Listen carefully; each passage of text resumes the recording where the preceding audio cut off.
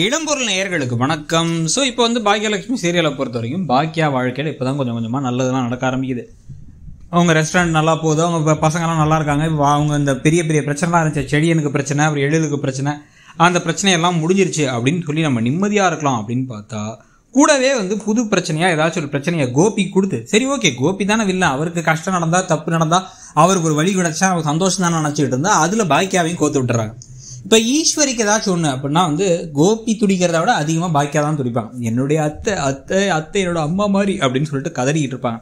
அதுக்கு ஏற்ற மாதிரி இப்போ என்ன ஆகுது அப்படின்னு பார்த்தீங்கன்னா குட்டி குட்டி பிரச்சனைகளாக ஈஸ்வரிக்கும் இந்த ராதிகா ப்ரெக்னெண்ட்டாக இருக்காங்கிறதுல தெரிஞ்சு சண்டைகள்லாம் அவங்க நிம்மதியாக இல்லாமல் சாப்பிட்றதுக்கு சாப்பாடு ஒழுங்காக இல்லாமல் பாக்கியா கொடுத்த சாப்பாடை மொச்சக்குன்னு சாப்பிட்டுட்டு அப்படின்னு பல விஷயங்களை செஞ்சுட்டு இருந்ததெல்லாம் பார்த்தா நமக்கே பாவமாகவே இருந்துச்சு. ஆனால் அதையெல்லாம் தாண்டுற மாதிரி இப்போ ஒரு விஷயத்தை இப்போ பண்ணி வச்சுருக்காங்க. என்னென்னு பார்த்தீங்க அப்படின்னா இவ்வளோ பெரிய போலீஸ் விவகாரமாக இதை மாற்றி கமலா ஒரு முழு வில்லியாக மாற்றி ஈஸ்வரியை கொண்டு போய் ஜெயிலுக்கு போட்டே தீருவேன் அப்படின்னு சொல்லிட்டு ஒரு விஷயத்தை கொண்டு போயிட்டுருக்காங்க.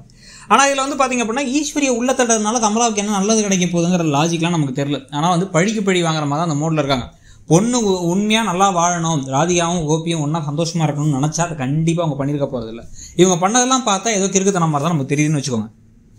ஆனால் இப்போ இந்த குடும்பத்துக்கு ஒரு பெரிய அதிர்ச்சி தான். இப்போ புது ப்ரோமோ படி வீடு பூந்து போலீஸ் என்ன உங்கள் பொண்ணு உங்கள் பாட்டிக்கு தப்பு செய்யும் போதெல்லாம் தெரில, இப்போ மட்டும் தெரியுதா அப்படின்னு கேட்டு வயசான ஒருத்தவங்களை தரன்னு இழுத்து இப்போ இதில் ஏற்றி போலீஸ் ஜீப்பில் ஏற்றி கூட்டு போயிடுறாங்க. அதுவும் எல்லாரும் பார்க்கும்பொழுது அதுவே அவங்களுக்கு பெரிய அவமானம்.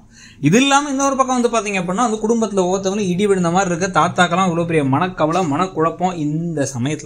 இந்த சமயத்தில் இவங்களை இதெல்லாம் காப்பாற்றணும் அப்படின்னா அதுக்கு ஒரே வழி நம்ம முன்னாடி இருந்து சொல்லிட்டு இருந்த மாதிரி மயு ஒருத்தவங்க மட்டும்தான். மயு தான் அந்த இடத்துல இவங்களை தள்ளலை, ஈஸ்வரி ராதிகாவை தள்ளலைங்கிறத பார்த்த ஒரு ஆள். அவங்க நின்ன ஆங்கிள் இருந்து அவங்க நின்ன பொசிஷன்ல இருந்து பார்த்தாலே தெரியும் ஈஸ்வரி எந்திரிச்சு நின்னாங்க. அந்த சமயத்தில் ராதிகா ஆல்ரெடி கீழே ஒரு ஃப்ளவர் வாஸில் தடுக்கி கீழே விழுந்துட்டாங்கன்ட்டு. ஆனால் அவங்க இது வரைக்கும் அதை சொல்லவே இல்லை, அதை பற்றி பேசவும் இல்லை, அமைதியாகவே தான் இருக்காங்க ஃபுல்லாக. ஆனால் எல்லாத்தையும் பார்த்து அப்சர்வ் பண்ணிட்டு தான் இருக்காங்க. இப்போ இந்த போலீஸ் கேஸ் ஆக்கி ஈஸ்வரியை உள்ள தள்ளி வயசான ஒருத்தவங்க அவங்க அப்படியே வாழ்க்கையே போச்சுன்னு இடிஞ்சு போய் அவங்களுக்கு ஒன்று கிடக்க ஒன்று ஆயிடும்னு எல்லாரும் குடும்பமே பயப்பட, இந்த பக்கம் சாப்பிடாம கொள்ளாம உடம்பை கெடுத்துக்கிட்டு ராமமூர்த்தி தாத்தா பயப்பட, இதில் ஆனால் கமலா விடாப்படியாக நான் கேஸை கொடுத்துட்டேன், இதில் நான் வாபஸ்லாம் வாங்க மாட்டேன், அவங்க அம்மாவுக்கு இதுதான் சரியான தண்டனை அப்படின்னு பேசிகிட்டு இருக்கும்போது அந்த பாட்டி அம்மாவை தள்ளலை அப்படிங்கிறத போலீஸ் முன்னாடி இல்லை எல்லாரும் முன்னாடி மட்டும் மயு சொல்லிட்டாங்கன்னா, இல்லை எனக்கு ரொம்ப பயமாக இருக்குது, அந்த பாட்டி பாவம் அவங்க நல்லவங்க தான், என்கிட்ட ஃப்ரெண்ட்ஸ் எல்லாம் இருக்காங்களாலும் நார்மலாக தான் பேசினாங்க, கொஞ்சம் கோவப்படுவாங்க, ஆனால் நல்ல பாட்டி தான், அந்த பாட்டியை போய் இப்படி ஜெயிலில் தள்ளிட்டாங்க அப்படின்னு பாக்கியா கிட்டேயோ ஒரு வார்த்தை சொல்ல, பாக்கியா இவங்களே சாட்சியாக வச்சு இந்த விஷயத்தை இதான் நடந்துச்சு, ஈஸ்வரி மேலே தப்பு இல்லைன்னு சொல்லி நிரூபித்து அவங்களை வெளில கூட்டினாங்கன்னா கரெக்டாக இருக்கும். உங்களுக்கு என்ன தோணுது? வேறு யார் மூலமாக இது நடக்கும்னு நினைக்கிறீங்க? இல்லை மயு தான் சொல்லுவாங்க கடைசியான்னு தோணுதாங்கிறத சொல்லுங்கள். தேங்க்யூ. இடம்பொருள் நேயர்களுக்கு வணக்கம். ஸோ இப்போ பாக்கியலட்சுமி